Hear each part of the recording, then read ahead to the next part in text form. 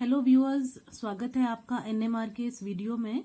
आज हम डिस्कस करेंगे theory of NMR, nuclear magnetic resonance spectroscopy, जिसके 4 मेन पहलू हैं, मेन एस्पेक्ट्स हैं जिन पे हम बात करेंगे। तो ये क्या है? Magnetic nuclei. मैग्नेटिक न्यूक्लियाई क्या होते हैं वो हमें समझना है अगर हमें थ्योरी समझनी है न्यूक्लियर मैग्नेटिक रेजोनेंस स्पेक्ट्रोस्कोपी की। और दूसरा कि what is nuclear spin quantum number which is denoted by I, and what are nuclear spin states, and then what is Larmor precession। तो ये चारों एस्पेक्ट्स आज हमें डिस्कस करने हैं थ्योरी में। एक एक करके इनको लेते हैं। सबसे पहले बात कर लेते हैं मैग्नेटिक न्यूक्लियाई की।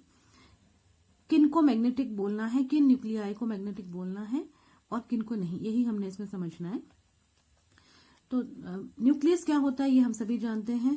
एटम के अंदर, suppose if this is atom, atom के अंदर सेंटर में न्यूक्लियस प्रेजेंट होता है और इस न्यूक्लियस में प्रोटॉन्स एंड न्यूट्रॉन्स प्रेजेंट होते हैं और इस न्यूक्लियस के बाहर इलेक्ट्रॉन्स रिवॉल्व करते हैं। न्यूक्लियस के चारों तरफ इलेक्ट्रॉन्स रिवॉल्व कर रहे हैं और इलेक्ट्रॉन साथ साथ अपनी ही एक्सिस पे स्पिन भी करते हैं। अपनी ही एक्सिस पे स्पिन करते हुए वो न्यूक्लियस के चारों ओर चक्कर लगाते हैं। अब यहां बात यह है कि जो न्यूक्लियस है, we know that all the nuclei are charged. Nucleus एक चार्ज्ड बॉडी है। चार्ज क्यों है न्यूक्लियस के ऊपर? क्योंकि उसके अंदर प्रोटॉन्स होते हैं और प्रोटॉन्स चार्ज्ड होते हैं। प्रोटॉन्स पे पॉजिटिव चार्ज होता है, न्यूट्रॉन्स न्यूट्रल होते हैं। तो इसी कारण न्यूक्लियस क्या है? चार्ज्ड बॉडी है। अब हर न्यूक्लियस मैग्नेटिक नहीं होते, हर न्यूक्लियस मैग्नेटिक नहीं होता। कुछ एटम्स हैं जिनके न्यूक्लियस मैग्नेटिक होते हैं। तो अब हमें कैसे पता चलता है कि कौन से न्यूक्लियाई मैग्नेटिक है? वो चीज अब इसमें सेकंड जो हम ये पॉइंट डिस्कस करेंगे यहां पे आएगी, न्यूक्लियर स्पिन क्वांटम नंबर। तो उसी की ओर हम बढ़ रहे हैं। लेकिन क्या फर्क पड़ता है कि अगर ये जो न्यूक्लियस है ये अगर मैग्नेटिक है तो उससे फर्क क्या पड़ता है? तो होता क्या है कि अगर न्यूक्लियस इलेक्ट्रॉन्स की तरह, जो न्यूक्लियस मैग्नेटिक होते हैं वो इलेक्ट्रॉन की ही तरह क्या करते हैं? अपने एक्सिस पे स्पिन करते हैं। अब अगर मैं सिर्फ न्यूक्लियस को दिखाऊं, ठीक है, ये जो है वो न्यूक्लियस है और अगर ये इसका एक्सिस है तो इस एक्सिस के अबाउट न्यूक्लियस क्या करेगा? स्पिन करेगा। स्पिन मतलब कि इस एक्सिस के अबाउट बस ऐसे घूमता रहेगा, वो स्पिन है। तो स्पिन करेगा, पर हर न्यूक्लियस स्पिन नहीं करेगा। ये जो न्यूक्लियस है ये स्पिन कर रहा है। ये इसको इस तरह से एरो से दिखा देते हैं। ये क्या है? This is spinning nucleus. और कौन सा न्यूक्लियस स्पिन करेगा वो अभी हम यहां समझेंगे। लेकिन जो न्यूक्लियाई स्पिन करेंगे वो एक मैग्नेट की तरह बिहेव करेंगे। They will behave like a magnet. जो न्यूक्लियाई स्पिन करेंगे वो मैग्नेट की तरह बिहेव करेंगे, टाइनी बार मैग्नेट की तरह। क्यों?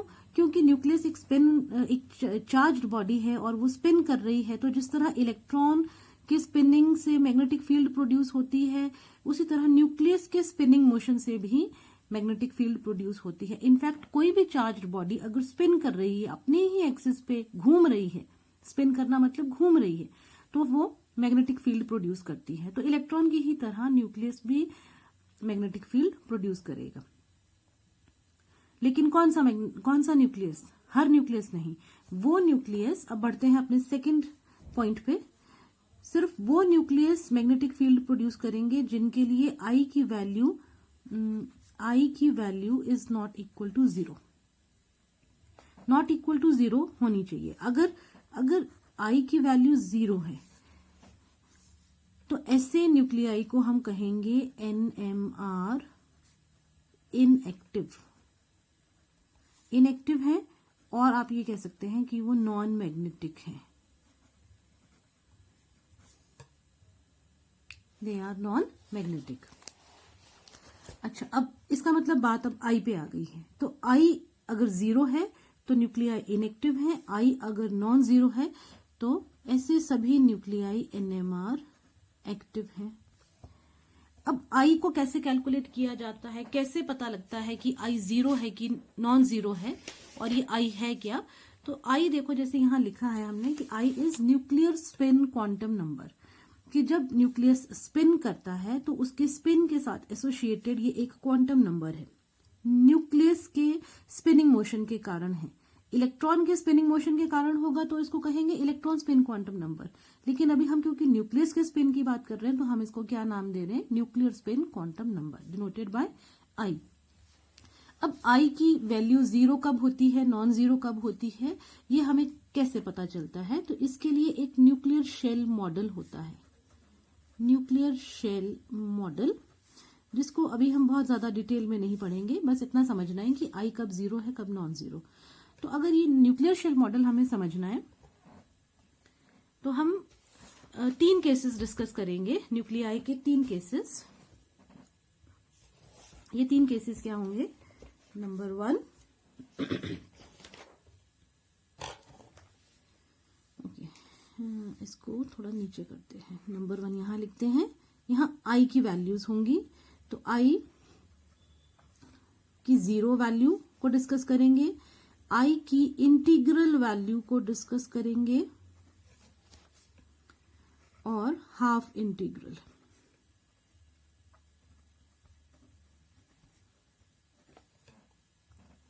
और ये एक टेबल बन रहा है, एटॉमिक मास ले लेते हैं यहां पे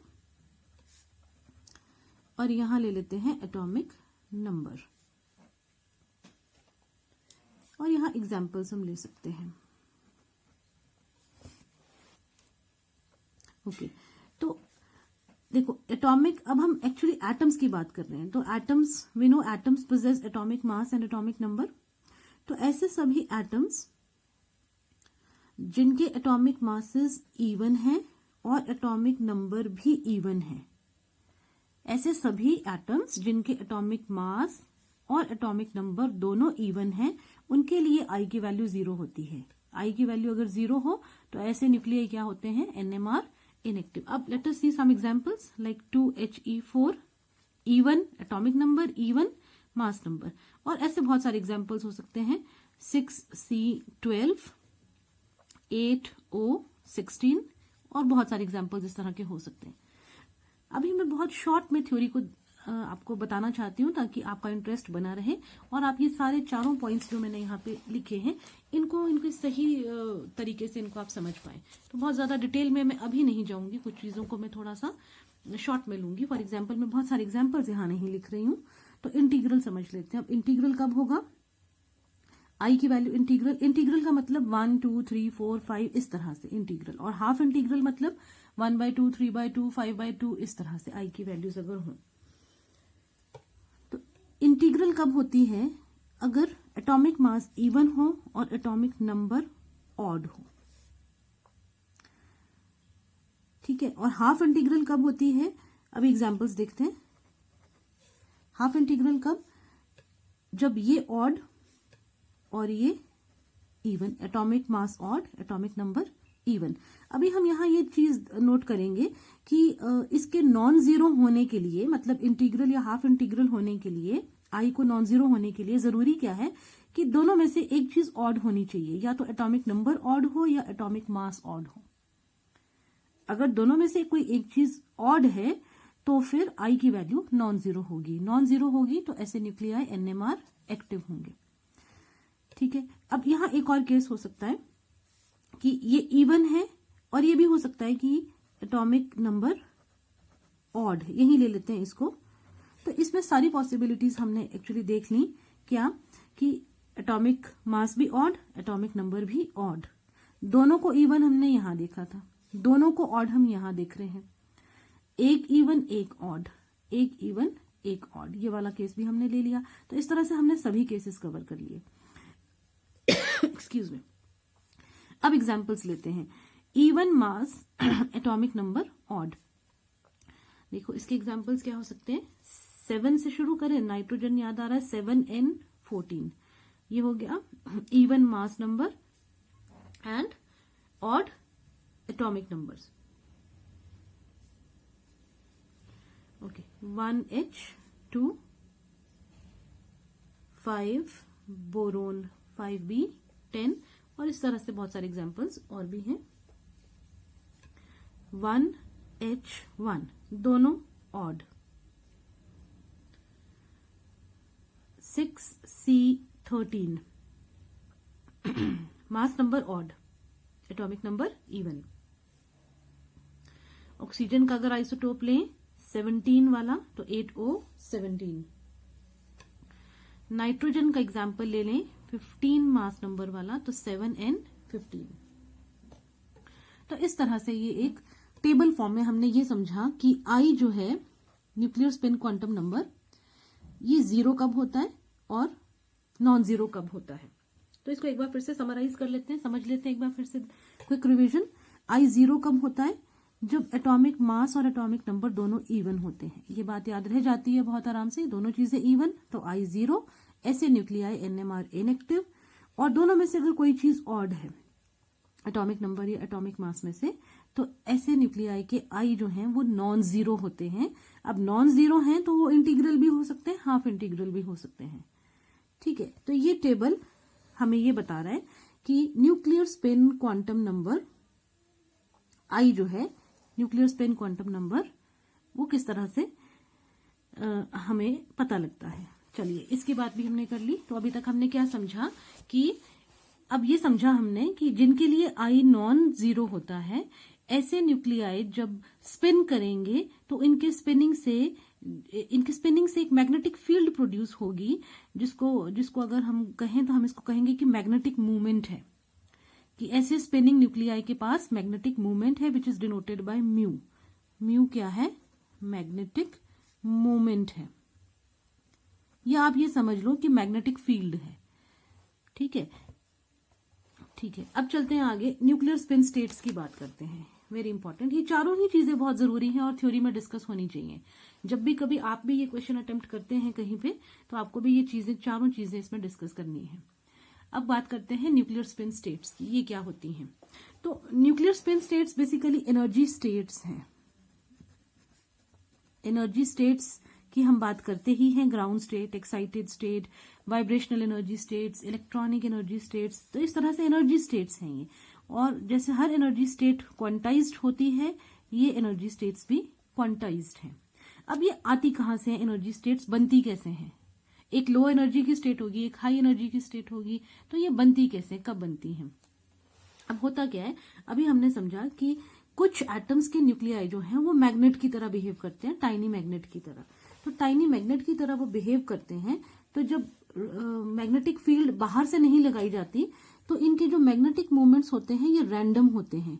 रैंडम का मतलब ये किसी भी डायरेक्शन में ओरिएंटेड हो सकते हैं, ऐसे हो सकते हैं, ऐसे हो सकते हैं, किसी भी डायरेक्शन में रैंडम इनका ओरिएंटेशन होता है। ये सब मैग्नेट्स हैं, टाइनी मैग्नेट्स हैं, न्यूक्लियाई हैं, एटम्स के न्यूक्लियाई हैं, लेकिन क्या है, रैंडमली ओरिएंटेड है। तो इसका जो रिजल्टेंट मैग्नेटिक फील्ड होगा वो 0 होगा। लेकिन जब हम सैंपल को एक्सटर्नल मैग्नेटिक फील्ड में रखते हैं, तो तब ये रैंडम नहीं रह जाएंगे। अगर मैग्नेटिक फील्ड लगा दी तो ये क्या करेंगे, सपोज ये एक्सटर्नल मैग्नेटिक फील्ड है B0। जैसे ही हमने एक्सटर्नल मैग्नेटिक फील्ड लगाई, बाहर से एक स्ट्रॉन्ग मैग्नेट लगाया, तो ये तो टाइनी मैग्नेट्स हैं, तो ये स्ट्रॉन्ग मैग्नेट क्या करेगा, इनको ओरिएंट कर देगा, इनको अलाइन कर देगा। और अगर ये प्रोटॉन के न्यूक्लियस, मतलब प्रोटॉन है, हाइड्रोजन के न्यूक्लियस है, प्रोटॉन वर्ड हम यूज करते हैं। प्रोटॉन किसके लिए यूज करते हैं, यहां जब हम न्यूक्लियर मैग्नेटिक रेजोनेंस स्पेक्ट्रोस्कोपी पढ़ रहे हैं, तो प्रोटॉन हम बोलते हैं न्यूक्लियस ऑफ हाइड्रोजन को। हाइड्रोजन के न्यूक्लियस को ही प्रोटॉन बोलेंगे, अदरवाइज तो प्रोटॉन ये होता है H पॉजिटिव, हम ऑर्गेनिक में पढ़ते हैं, लेकिन यहां प्रोटॉन हम बोल रहे हैं न्यूक्लियस ऑफ हाइड्रोजन को। तो अगर ये प्रोटॉन्स हैं तो ये दो ही डायरेक्शंस में अपने आप को ये अलाइन कर लेंगे। और वो क्या दो डायरेक्शंस हैं, या तो वो एक्सटर्नल मैग्नेटिक फील्ड के पैरेलल होंगे या फिर एंटी पैरेलल होंगे। तो कुछ न्यूक्लियाई हो सकता है पैरेलल अपने आप को अरेंज कर लें, और कुछ जो है वो एंटी पैरेलल कर लें। अब ये बात हम आराम से इसको समझ सकते हैं अपने by virtue of our experience, कि इसको न्यूक्लियाई को पैरेलल लगने में, in the direction of external magnetic field, इनको अरेंज होने में कम एनर्जी चाहिए। जबकि अगर इनको उल्टा अरेंज होना है, against the external magnetic field, external magnetic field की डायरेक्शन ये है, ऊपर को है, और ये डायरेक्शन नीचे को है, तो अगर ऑपोजिट डायरेक्शन में इनको अलाइन होना है तो दे नीड मोर एनर्जी। तो इसलिए यहाँ पे एनर्जी स्टेट्स क्रिएट हो गई, lesser energy state and higher energy state, और इन्हीं एनर्जी स्टेट्स को हम न्यूक्लियर स्पिन स्टेट्स भी बोलते हैं। तो ये न्यूक्लियर स्पिन स्टेट्स क्या है, एनर्जी स्टेट्स है। अब कितनी एनर्जी स्टेट्स बनेंगी, ये चीज कैसे पता लगती है और क्या क्या वो एनर्जी स्टेट्स होंगी, तो again this depends upon I. अब ये फिर आई के ऊपर डिपेंड करता है। जैसे हम हाइड्रोजन की अगर बात करें तो हाइड्रोजन के लिए 1H1 के लिए आई की वैल्यू होती है 1/2। ये अभी हमने यहाँ देखा 1/2 हाफ इंटीजर होता है, ठीक है, आई की वैल्यू 1/2 है। तो अगर हमें ये कैलकुलेट करना है कि नंबर ऑफ स्पिन स्टेट्स कितनी है, हाइड्रोजन के लिए स्पिन स्टेट्स कितनी है, तो कैसे कैलकुलेट करेंगे, उसके लिए फॉर्मूला है 2i + 1। बस ये फॉर्मूला लगा देंगे, इसमें आई की वैल्यू 1/2 पुट करेंगे तो ये कैंसिल हुआ, 1 + 1 हुआ 2। तो हाइड्रोजन के लिए नंबर ऑफ स्पिन स्टेट्स कितनी है, 2 है, ठीक है। यहां हम पढ़ रहे हैं न्यूक्लियर स्पिन स्टेट्स, तो हाइड्रोजन के लिए कितनी है nuclear spin states, 2 spin states. और कौन सी है वो 2 स्पिन स्टेट्स, यहीं पे मैं बता देती हूँ क्या है वो देखो स्पिन स्टेट्स जो है वो -i से शुरू होती हैं और +i तक जाती हैं, ऑलवेज -i से +i तक। तो जब i की वैल्यू 1/2 हो तो वो -1/2 और इसमें +1 करते जाना है, -i लिखा उसमें +1 करते चले गए तब तक जब तक +i पे नहीं पहुंच गए। तो -1/2 पहली स्पिन स्टेट, ठीक है। अब दूसरी निकालनी है तो क्या बताया कि +1 करेंगे। अब -1/2 में जब +1 करेंगे तो वो +1/2 आ जाएगा। तो हमने कहा था कि हमें -i से चलना है, से शुरू करना है, ये यहां से शुरू किया और +i तक जाना है, तो +i तक हम पहुंच गए। इसका मतलब यहाँ 2 ही स्पिन स्टेट्स हैं। क्या है वो 2 स्पिन स्टेट्स, हाइड्रोजन के केस में क्या है वो 2 स्पिन स्टेट्स, एक है -1/2 और एक है +1/2। तो ये 2 एनर्जी स्टेट्स हैं। अभी आगे जब हम प्रिंसिपल पढ़ेंगे तब उसमें इसको और डिटेल से समझेंगे कि इन स्पिन स्टेट्स के बन जाने से होता क्या है। तो ये स्पिन स्टेट्स कब बनी, जब हमने और अपने ऑर्गेनिक कंपाउंड को जिसमें कि प्रोटॉन्स प्रेजेंट हैं, इसको सैंपल कहें अगर हम, ये हमारा सैंपल है, जो ऑर्गेनिक कंपाउंड है वो सैंपल है जिसमें हाइड्रोजन्स हैं, उसको जब हमने एक्सटर्नल मैग्नेटिक फील्ड में रखा तो ये स्पिन स्टेट्स क्रिएट हो गई, ठीक है, एनर्जी स्टेट्स क्रिएट हो गई। जब तक एक्सटर्नल मैग्नेटिक फील्ड में नहीं रखा था तो ये सब रैंडमली ओरिएंटेड थे, तब कोई स्पिन स्टेट नहीं थी, सब स्टेट्स की एनर्जी बराबर थी, ठीक है, ये है। और अब हम lastly very important Larmor precision पे आ जाते हैं। अब ये लार्मर प्रिसिशन क्या चीज है, तो ये भी बड़ी इंटरेस्टिंग है बात कि जैसे अभी हमने कहा कि न्यूक्लियस जो है, अब ये मान लेते हैं ये न्यूक्लियस है और ये स्पिन कर रहा है अपनी एक्सिस पे, ठीक है, जैसे अर्थ स्पिन करती है अपनी एक्सिस पे। तो अगर ये इसका एक्सिस है या कोई भी स्फेरिकल ऑब्जेक्ट है, आप you can imagine any spherical object in and around you, मतलब आपके आसपास जो भी स्फेरिकल, आप एक बॉल इमेजिन कर लीजिए, कोई भी चीज जो स्फेरिकल है, और आप उसको घुमा दीजिए उसकी ही एक्सिस पे, तो वो तो मोशन हो गया स्पिनिंग। तो अगर ये इस तरह से हमने घुमाया तो हम कहेंगे ये स्पिनिंग मोशन है, स्पिनिंग मोशन।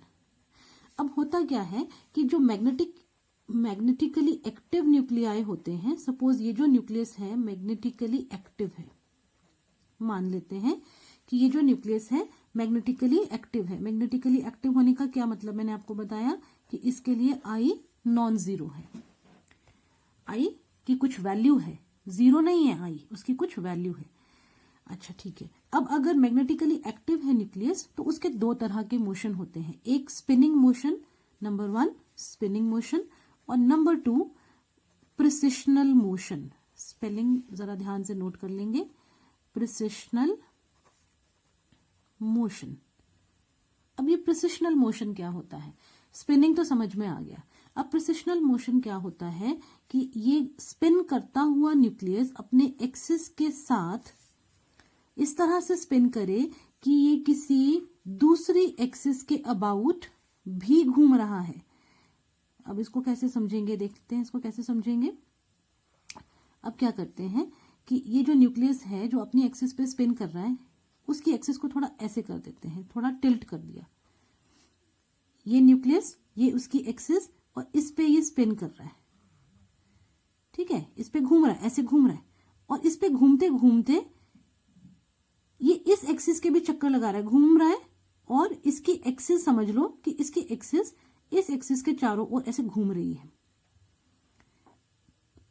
ठीक है, तो ये जो मोशन होता है इसको प्रिसिशनल मोशन कहते हैं। मतलब ये भी घूम रहा है इसके अबाउट, ये एक्सिस ही पूरे का पूरा एक्सिस ये वाला, इसको लिए हुए अपने साथ, इसको स्पिन करवाते हुए ये इस एक्सिस के अबाउट ऐसे घूम रहा है। अब ये मोशन जो है ये प्रिसिशनल मोशन है।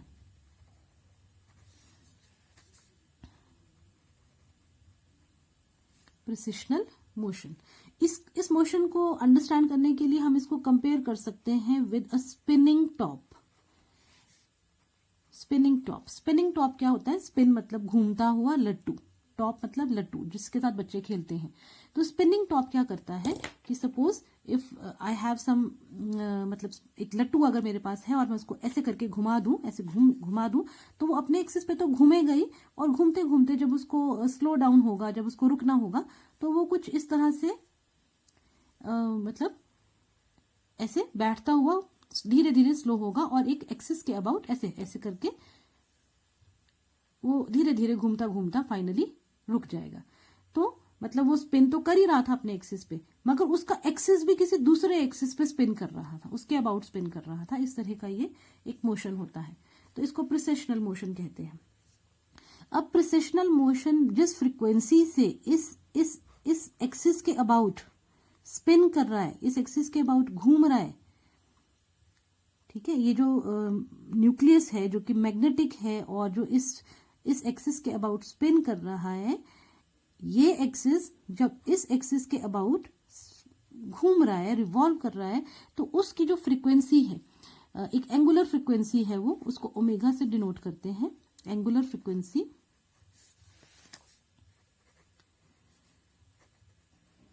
क्योंकि मोशन सर्कुलर है, घूमने का मोशन है, तो एंगुलर फ्रीक्वेंसी ओमेगा से डिनोट करेंगे, और इसी एंगुलर फ्रीक्वेंसी को लार्मर फ्रीक्वेंसी भी बोलते हैं। Larmor frequency. अब होता क्या है, अब ये लार्मर फ्रीक्वेंसी हमें समझना जरूरी है। तो बेसिकली हमें यहाँ पे ये समझना है कि जब कोई मैग्नेटिकली एक्टिव न्यूक्लियाई स्पिन कर रहा है अपने एक्सिस पे, तो उसके दो तरह के मोशन होते हैं, एक स्पिनिंग मोशन और दूसरा प्रिसेशनल मोशन। प्रिसेशनल मोशन कब? जब इसको किसी हमने एक्सटर्नल मैग्नेटिक फील्ड में रखा है, तो इसका जो स्पिनिंग मोशन के समय जो इसका एक्सिस था, वो एक्सिस एक्सटर्नल मैग्नेटिक फील्ड के एक्सिस के अबाउट क्या करेगा? ऐसे रिवॉल्व करेगा। With which frequency? With the frequency Larmor frequency which is denoted by omega. तो अब suppose if this is the external magnetic field, यहाँ पे हमने मैग्नेट लगाया हुआ है, या इसको इस तरह से देखते हैं, ये लगाए हैं हमने मैग्नेट लगाया, और यहाँ पे हमारा सैंपल है। अब सैंपल क्या होता है? जब मैं बात करती हूं सैंपल की, तो यहाँ सैंपल से मतलब है ऑर्गेनिक कंपाउंड। ऑर्गेनिक कंपाउंड, और ऑर्गेनिक कंपाउंड्स हमें पता है कार्बन और हाइड्रोजन के स्केलेटन हैं, मतलब कार्बन्स होंगे, उनमें हाइड्रोजन्स होंगे, ठीक है, और भी कुछ और एटम्स या ग्रुप्स हो सकते हैं। तो हाइड्रोजन तो होगा ही होगा, कार्बन होगा, हाइड्रोजन होगा। तो ये वाला जो ऑर्गेनिक कंपाउंड है या जो हमारा सैंपल है जिसमें कार्बन्स हैं, हाइड्रोजन्स हैं, इसको जब हमने यहां रखा, तो हम अब इस पूरे में से सिर्फ किस चीज को देख रहे हैं? हाइड्रोजन के न्यूक्लियस को देख रहे हैं, जो कि अपने इस एक्सिस पे, ये वाला एक्सिस किसका है? न्यूक्लियस का, प्रोटॉन का एक्सिस है। तो ये इस एक्सिस पे ये स्पिन कर रहा है, मैग्नेटिकली एक्टिव है। और ओके, इसको थोड़ा सा इसमें यहाँ पे चेंज कर लेते हैं। लेट अस से कि ये जो है, ये बड़ा सा मैंने एक एक्सिस बना दिया, ये एक्सिस है एक्सटर्नल मैग्नेटिक फील्ड का, ठीक है। ये प्रोटॉन है, स्पिन तो कर रहा है अपने एक्सिस पे, मगर इसका एक्सिस कहाँ पहुंचा है? अभी यहां पहुंचा है, ये इसका एक्सिस है, और ये एक्सिस जो है ये भी इस एक्सिस के अबाउट घूम रहा है। किस फ्रीक्वेंसी से? लार्मर फ्रीक्वेंसी से, ओमेगा से, लार्मर फ्रीक्वेंसी से, ठीक है। तो अब ये जो लार्मर फ्रीक्वेंसी है ये डिपेंड करती है कि ये जो एक्सटर्नल मैग्नेटिक फील्ड लगा रखी है इसका मैग्नीट्यूड कितना है, ये कितना स्ट्रांग मैग्नेट है। जितना ज्यादा ये स्ट्रांग मैग्नेट होगा जो एक्सटर्नली लगाया है उतना ज्यादा लार्मर फ्रीक्वेंसी होगी। तो Larmor frequency is directly proportional to the strength of external magnetic field. तो अब एनएमआर में अब प्रिंसिपल की तरफ हम बढ़ रहे हैं। एक बिल्कुल थोड़े से वर्ड्स में मैं आपको इसका प्रिंसिपल भी बता देती हूँ। अब होता क्या है कि हमारा जो सैंपल है या ऑर्गेनिक कंपाउंड है वो हमने यहाँ रखा है, मैग्नेट के बीच में, एक्सटर्नल मैग्नेट के, स्ट्रॉन्ग मैग्नेट के बीच में यहाँ रखा है, और उसके ऊपर हम इलेक्ट्रोमैग्नेटिक रेडिएशंस डाल रहे हैं। रेडिएशंस कौन सी हैं? ये रेडियो फ्रिक्वेंसी, रेडियो वेव्स हैं, रेडियो वेव्स हैं, ये हम इसके ऊपर डाल रहे हैं। अब रेडियो वेव्स जो हैं वो 40 से लेके लगभग 600 मेगाहर्ट्ज तक की इस रेंज में होती हैं। अब इस रेंज में से कौन सी रेडिएशन, किस फ्रिक्वेंसी की रेडिएशन को हमारा सैंपल एब्जॉर्ब करेगा, ये डिपेंड करेगा सैंपल के ऊपर। सैंपल में वो क्या चीजें हैं जो हमें समझनी है, जो हमें पता होनी चाहिए, जिससे ये पता लगता है कि यहाँ से कौन सी फ्रिक्वेंसी की रेडिएशन एब्जॉर्ब होने वाली है। वो चीज चैप्टर में अभी आगे पढ़ेंगे। पर यहाँ से हर फ्रीक्वेंसी की रेडिएशन को सैंपल एब्जॉर्ब नहीं कर सकता। किसी एक आधी फ्रीक्वेंसी की ही रेडिएशन को सैंपल एब्जॉर्ब करेगा। और ये किस पे डिपेंड करता है? ये इस पे भी डिपेंड करता है कि ये जो एक्सटर्नल मैग्नेटिक फील्ड हमने लगा रखी है, ये जो मैग्नेट लगा रखा है, इसकी स्ट्रेंथ कितनी है, कितना स्ट्रांग है। जितना ज्यादा ये स्ट्रांग होगा उतना ज्यादा ओमेगा भी होगा और उतनी ज्यादा ये फ्रीक्वेंसी भी होगी, उतनी ही ज्यादा फ्रीक्वेंसी की रेडिएशन या रेडियो वेव को सैंपल एब्जॉर्ब करेगा। अब ये इनमें आपस में क्या कनेक्शन है? ये एक्सटर्नल मैग्नेटिक फील्ड है, इसको B0 से रिप्रेजेंट कर देते हैं। क्या वो मैथमेटिकल रिलेशंस हैं जो इनको रिलेट करते हैं? ये सब कुछ चैप्टर में अभी हम आगे पढ़ेंगे। तो आज का जो हमारा वीडियो है इसमें हमारा मेन मोटिव था to understand the theory of nuclear magnetic resonance spectroscopy. तो थ्योरी को हमने इन 4 पॉइंट्स में डिस्कस किया या इन 4 एस्पेक्ट्स पे डिस्कस किया। ये चारों ही एस्पेक्ट्स डिस्कस करने बहुत जरूरी है, तभी हमारा थ्योरी का डिस्कशन कंप्लीट होता है। तो I hope you understand, and in the coming videos we will take the next topics of NMR, इसके बाद प्रिंसिपल और बाकी चीजें आने वाले वीडियोस में हम लोग सीखेंगे। सो इस वीडियो में इतना डिस्कस करेंगे। Thanks for watching the video.